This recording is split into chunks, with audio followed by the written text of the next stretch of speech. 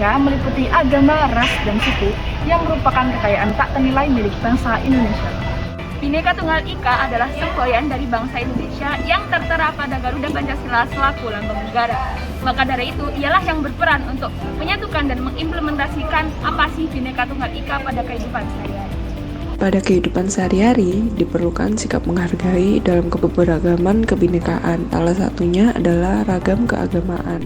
Terdapat 6 agama yang diakui di Indonesia, yaitu Islam, Kristen Protestan, Kristen Katolik, Hindu, Buddha, dan Konghucu.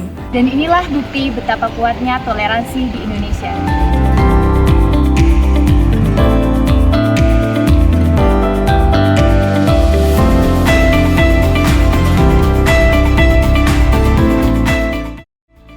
Tempat ibadah di perumahan Royal Residence ini merupakan wujud toleransi umat beragama yang telah ada sejak 2018 atau 4 tahun yang lalu sejak dibangun. Tempat ini dibangun berawal dari warga muslim yang kesulitan mencari tempat ibadah di perumahan tersebut. Warga muslim saat itu menyampaikan dan meminta kepada pihak pengembang perumahan untuk dibangunkan masjid. Kemudian disusul dengan warga lain yang ikut meminta dibangunkan tempat ibadah untuk agama mereka. Dan pada akhirnya tempat ini bisa berdiri secara berdampingan tanpa sekat dan hanya berjarak kurang lebih 2 meter. Meski berdampingan, mereka tetap bisa menjalankan ibadah masing-masing tanpa mengganggu agama lain dan terjaga toleransinya. Halo guys, nah kita sekarang ada di mana? Komplek ibadah 6 agama di Royal Residence Surabaya. Oke. Caranya itu gimana Pak? Toleransinya bagus sekali di sini ya. Setiap ada kegiatan dulu kemarin saya kasih contoh waktu hari raya itu gitu. Untuk Pura itu kan punya pecalang, dia punya keamanan untuk pecalang ya. Mereka bantu di sini ya. Berarti bantu ya bagus sekali. Mereka pasti toleransi. Nah teman terkait tempat ini ya ada kegiatan di kapel. Terus ini kan tempat parkirnya Viara, mereka kasih tempat. Seperti itu lah toleransi. Gantian lah. Iya, gantian seperti itu. Setiap ada acara mereka selalu koordinasi. Bagus mereka.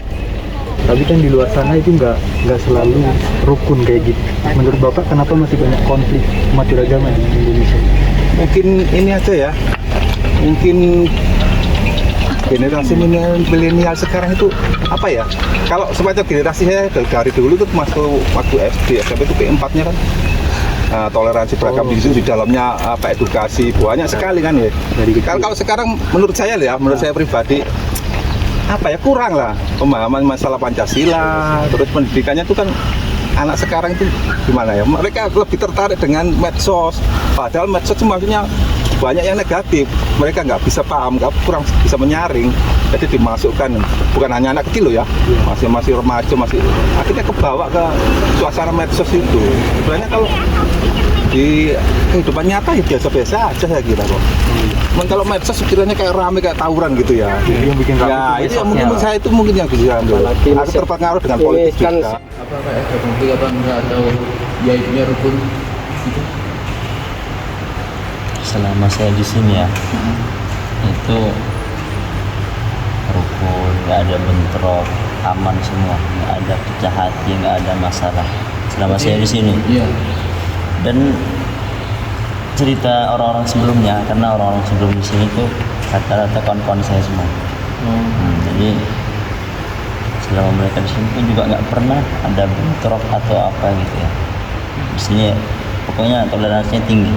Berarti apa di antara keenam agama jadi saling tolong bantu membantu gitu ya. Kalau misalnya ada kegiatan gitu.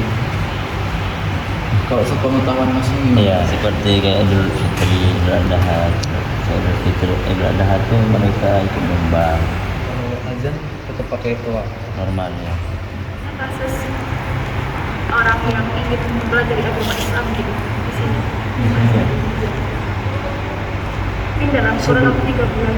Oh, selama ini belum ada. Belajar kan keras kan. Itu mereka Enggak apa-apa biasa.